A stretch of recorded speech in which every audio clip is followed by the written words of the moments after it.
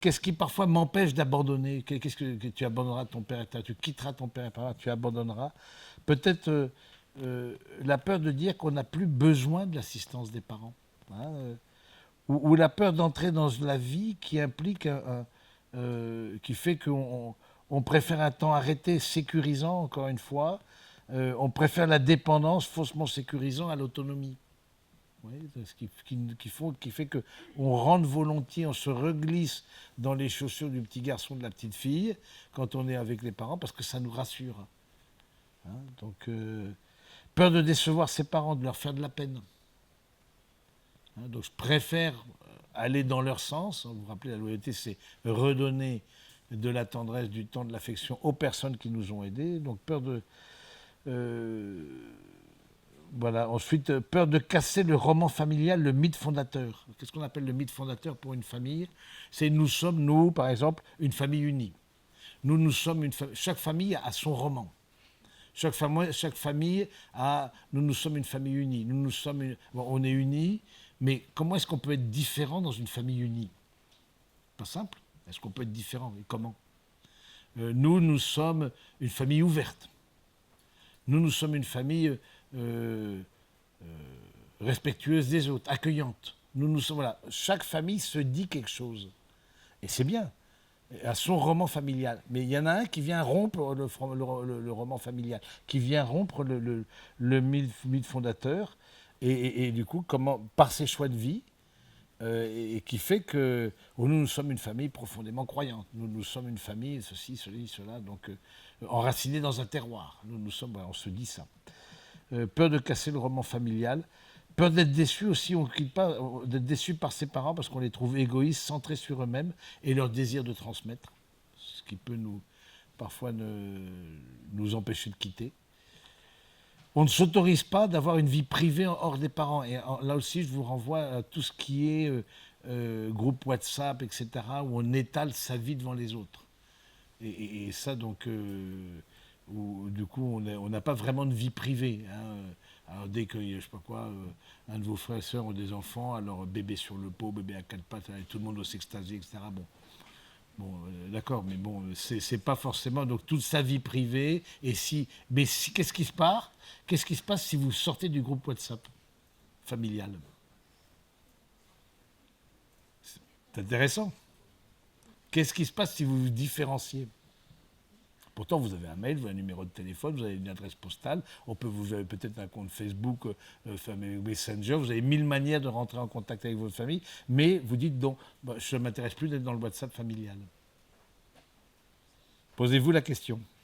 Parce que le WhatsApp familial, j'ai parlé des clés, des identifiants bancaires, etc., mais le WhatsApp familial, c'est aussi une loyauté, d'une certaine manière.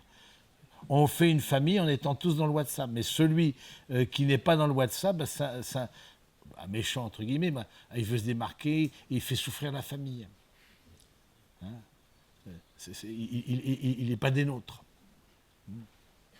Intéressant.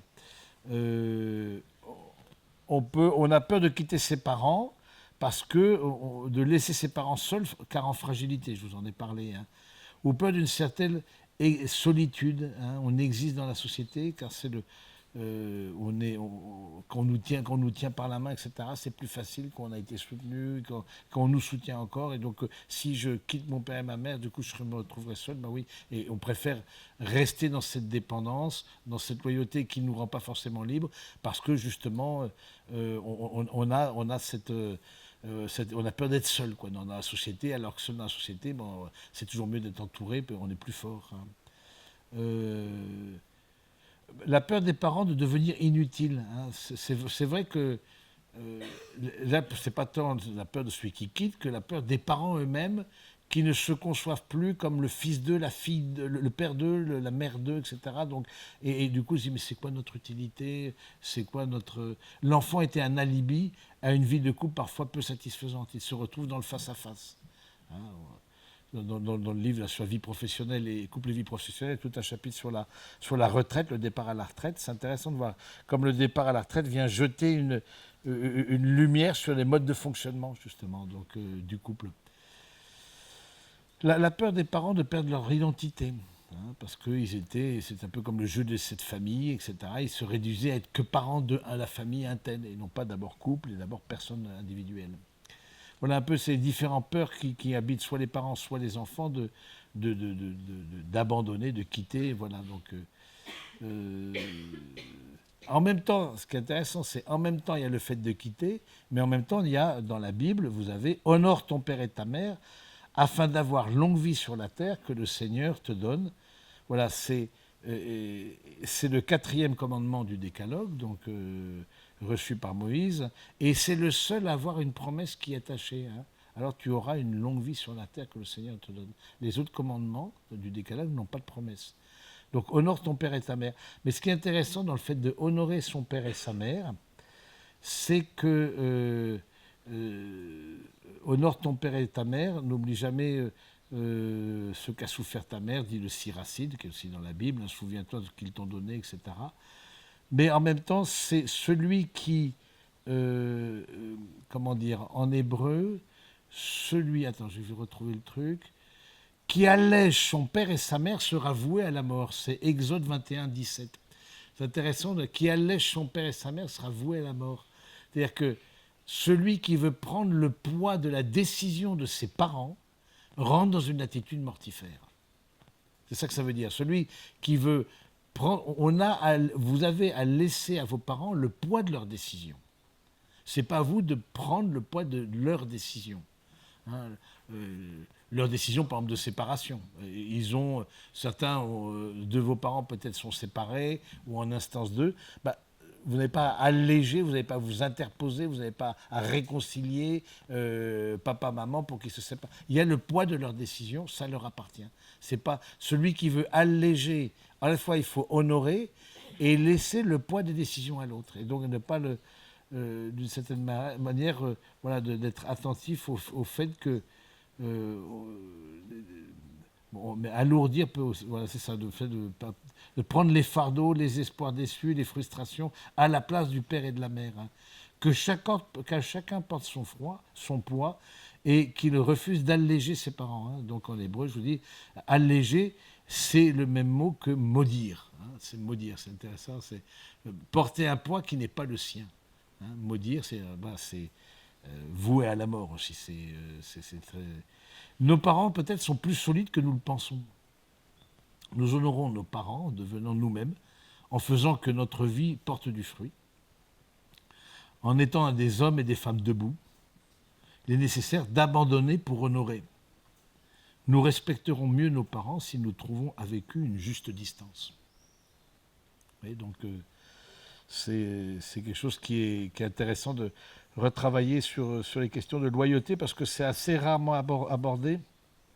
Quand on parle des couples, ce sera le prochain bouquin sur lequel j'aimerais travailler, c'est couples et loyauté familiale, parce qu'il y a beaucoup de choses à dire. Voilà un peu ce que je voulais vous dire sur ces questions, sur cet aspect-là qui occupe beaucoup de place mentale, de charge mentale. Savoir avec la charge mentale aussi. La charge mentale, c'est on se sent la responsabilité d'eux. Vous voyez la différence. La charge mentale, c'est, imaginons, vous invitez à dîner, vous organisez un dîner, c'est vous qui portez la charge mentale. Vous dites à un tel, apporte une bouteille de vin, apporte l'entrée, apporte le dessert. Il n'a pas la charge mentale de l'autorisation. Vous êtes venu en retraite, c'est la communauté qui porte la charge mentale de l'organisation de la retraite. Mais pareil dans les loyautés. Certains portent la charge mentale de transmettre des valeurs familiales, parce que dans ces valeurs familiales sont vraiment très fortes et puissantes. Je me souviens comme ça d'un garçon qui se sentait pas du tout, il venait plutôt de l'aristocratie, donc aussi avec des fortes valeurs familiales, un peu comme les pays avec une solidité sociale très forte, avec une reproduction familiale très forte, etc., avec une maison de famille, etc. Et lui dit, il était avec une fille, médecin de son état, donc loin d'être bête, etc., mais qui ne comprenait pas qu'il avait une charge mentale. Elle n'avait pas accès à ça. Elle ne voyait pas du tout de quoi il pouvait parler. Une charge mentale par rapport à ta famille, de reproduire un schéma, tu sens que tu as une loyauté, etc. Et ça, pour lui, ça lui posait une vraie difficulté, parce qu'il y avait une incompréhension de ce que lui pouvait porter. Et je pense que finalement, ils n'ont pas poursuivi dans la relation parce que c'est vrai que les loyautés, ça dit des charges mentales.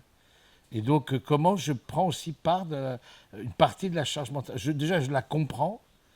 Comment éventuellement je peux la questionner, cette charge mentale, et puis je peux, d'une certaine manière, l'alléger. Il y a quelque chose aussi à guérir parfois dans les loyautés, je parle de loyauté toxique, parfois des charges mentales qu'on se pose, on se met la pression tout seul. On se met la pression tout seul. Personne, c'est nous qui croyons qu'on doit reproduire, c'est nous qui croyons qu'on doit choisir le genre de la belle-fille idéale, c'est nous qui nous mettons des pressions tout seuls. Et je pense que c'est bien aussi à deux.